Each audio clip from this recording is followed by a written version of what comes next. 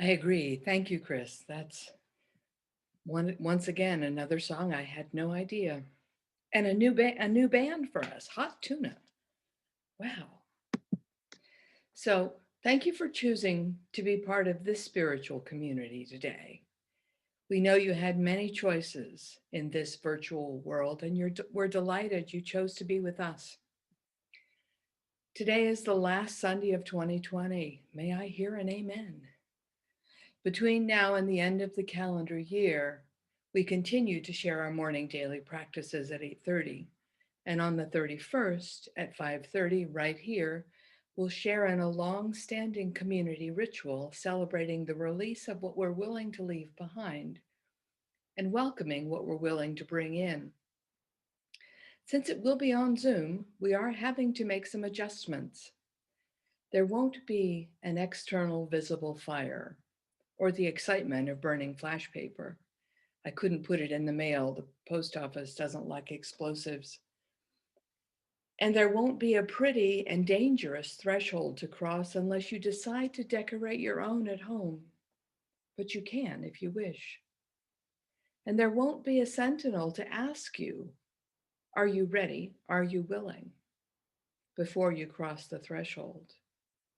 The experience, though, of releasing what no longer works for us individually and collectively, and embracing our desires, what we're willing to claim for the coming year, remain equally valid. So today, as Shelley introduced in the spiritual thought, we look ahead to this grand adventure of 2021, and we look at what might be in our way, what might be the roadblocks we've set up or reinforced that keep us from moving forward into this land of our desires. So, what are the traps we set for ourselves? Probably the biggest ones are our desires to see the whole picture before we start, which is another way to say we want to have certainty about the outcome or need to make sure we'll never experience any risk or have to take a chance on anything. And of course, we know that's silly, right? But most of us are risk averse about making choices, which is another way to say there are some things we'd rather not do because they feel too risky for us. Mostly it's some old story that we still believe. And one of the things I know about living is there's no real way to avoid all risk. I had an instructor eons ago who spoke about risk and risk avoidance. He said there was absolutely no way to be alive and avoid all risks. Even if you stayed home in bed with the covers pulled up over your head, you'd still be subject to the risk of the building collapsing on top of you. And you would have to get up eventually, even if just to walk to the kitchen and get some food or take care of other biological necessities. Even if you crawled under your bed, he said, you'd be at the risk of the bed collapsing. And in my house, there would be dust bunnies too. And you know how they multiply so fast. So it's not about risk avoidance.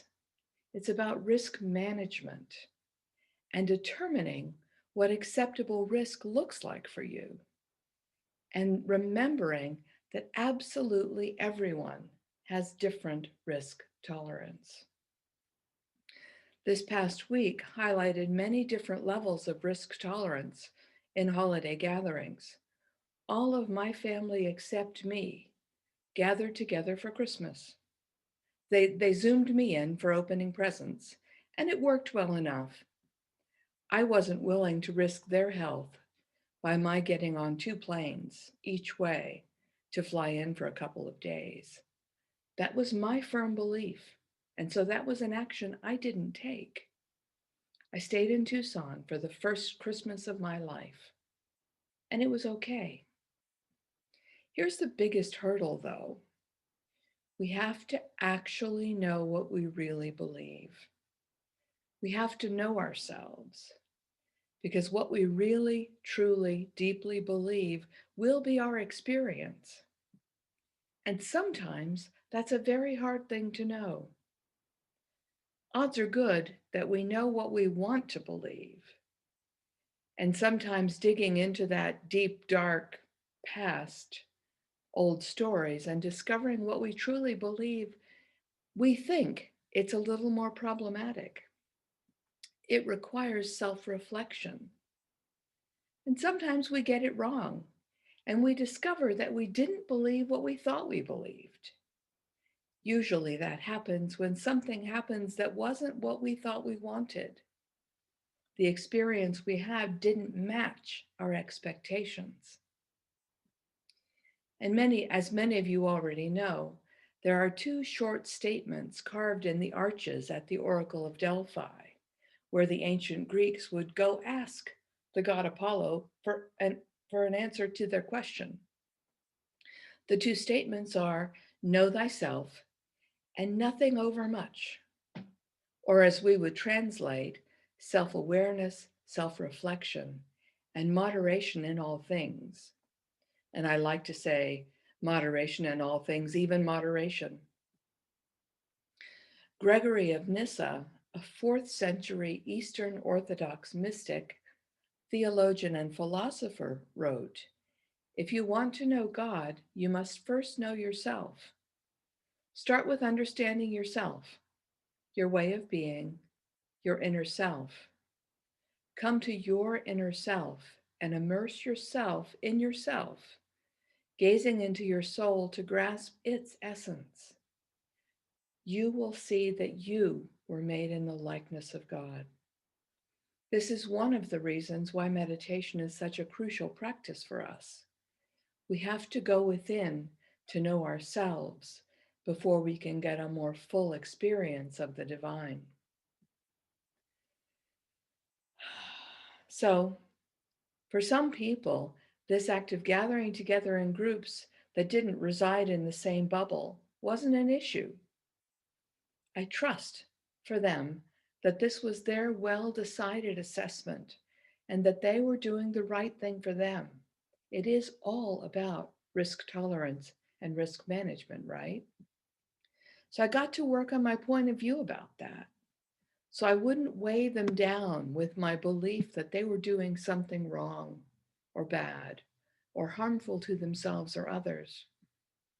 One of the practices I challenge myself with a lot is not to dump my negativity on other people in my mind. We all know that we are permanently, perpetually interconnected, and that what we think about others affects them, not in the world of form, but in the world of possibility. So if I'm picturing a bad outcome because somebody's doing something I think is inappropriate, I'm laying bad juju on them. That's not useful. If I'm carrying a troublesome picture of someone in my head, or feeling pity for them, or feeling, oh, isn't that so sad? I'm adding negativity to their sphere of options. To me, it's a practice of spiritual hygiene. That old saying that I never liked at first, if you can't say something nice, don't say anything at all, also includes the thoughts that we think. So it's a practice of mine to do my best to stay away from any negative thought about any other being, because I don't want to add to their sphere something that doesn't support them. So I offer that to you as a consideration.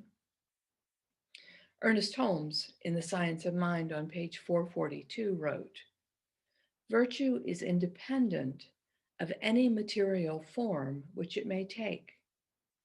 The children of wisdom look to the inner and not to the outer for justification.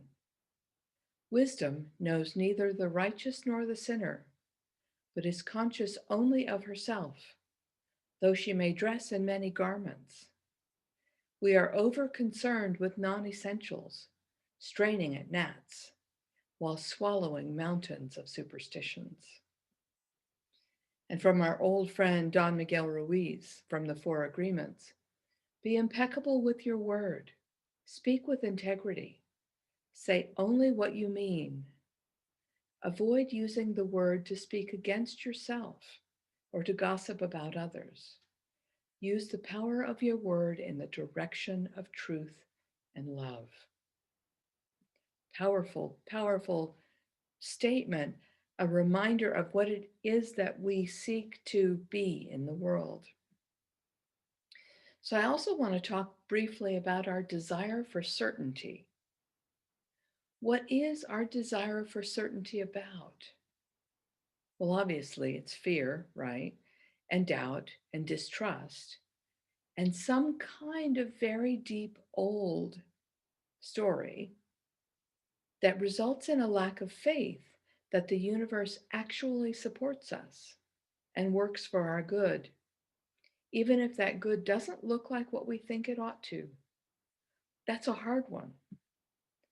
Why would this be such an easy trap to fall into? The most probable reason is because we have been disappointed. We have felt disappointed by others. Typically, the adults in our lives who we entrusted would take care of us when we were small, and they didn't deliver, or we didn't think they did. And whether it's because they couldn't, or they didn't know better because they didn't have a history that would allow them to do right by us, we don't know. We have to look beyond our history. We have to be able to see beyond our history, to see the truth, which is the universe does support us. The universe does enable, empower, uplift us, even if it doesn't look like what we expect it to. This is a hard lesson sometimes. I don't know a single human who hasn't been disappointed by someone or who hasn't disappointed others. Not a single one. Not even Master Teacher Jesus. The locals were disappointed because they thought he had come to earth to overthrow the Roman Empire. Jesus was disappointed by his disciples to understand what he had spent 3 years teaching them. Disappointment is most often a mismatch between our expectations with what actually is. Jesus didn't get trapped by his disappointment, but I'm fairly certain he experienced it. He just kept moving on and trusted what needed to be done was done. This is called walking in faith. This is called knowing oneself. So Ernest Holmes, from The Science of Mind, page 33, paragraph 3, many of you know this quote as well. When we learn to trust the universe, we shall be happy, prosperous, and well. We must learn to come under the divine government and accept the fact that nature's table is ever filled. Never was there a cosmic famine. God is always God. No matter what our emotional storm, what our objective situation may be, there is always something hidden in our inner being that has never been violated. We may stumble, but there is always that eternal voice forever whispering in our ears, within our ear, not from the outside in, speaking from the inside out, that thing which causes the eternal quest, that thing which forever sings and sings. So, what does this great adventure for 2021 look like for me and for us?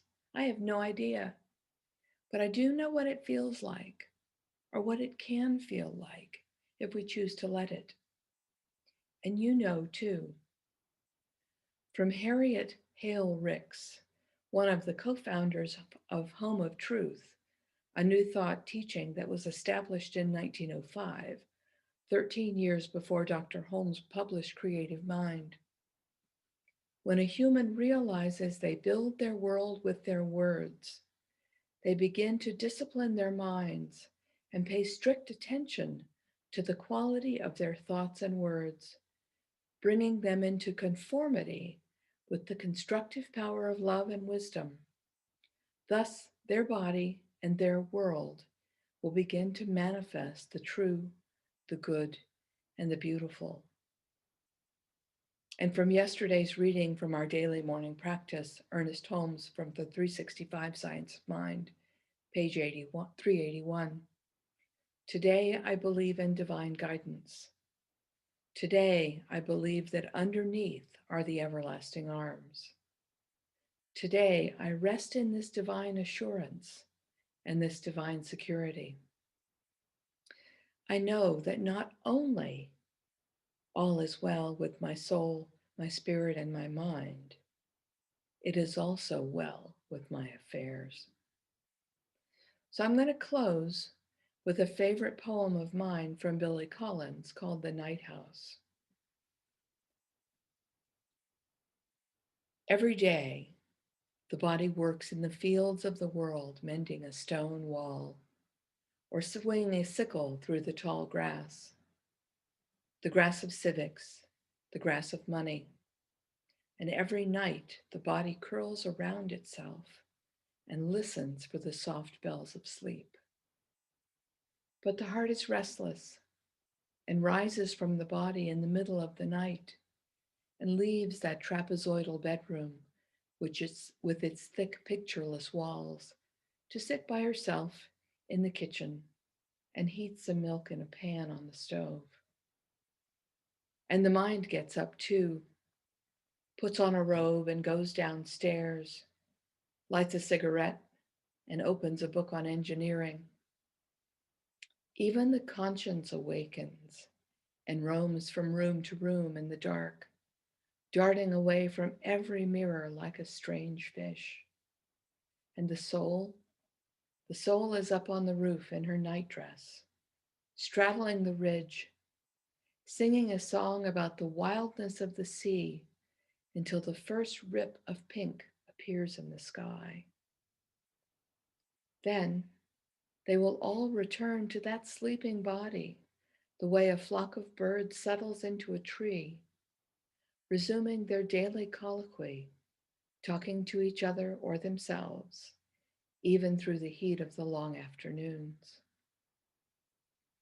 Which is why the body, that house of voices, sometimes puts down its metal tongs, its needle, or its pen to stare into the distance, to listen to all its names being called before bending to its labor. So here we are, looking at the end of 2020, a year we're all quite happy to be done with, and looking to gather its gifts, looking to gather the benefit that has come to us, and to stare at the things we're ready to be done with. Knowing ourselves helps us do this more consciously. Do this. Bless yourself and bless us all. Thank you. So now I'm going to roll right straight into the meditation, to the prayer. So grab a hold of either what you're willing to let go of or what you want to bring in this new year, this 2021. And put that in the forefront of your mind while I speak the words.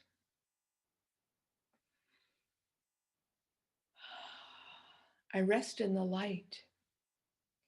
I rest in the wisdom and the knowing. I rest in the awareness that surrounds and infills me and each beloved who has chosen to walk this road. And I know that the path opens. And I know that each gets opportunity after opportunity to see and learn and know and understand and recognize and release what no longer serves. To make space to allow the next great good to appear. So I bless this awareness. I bless this realization.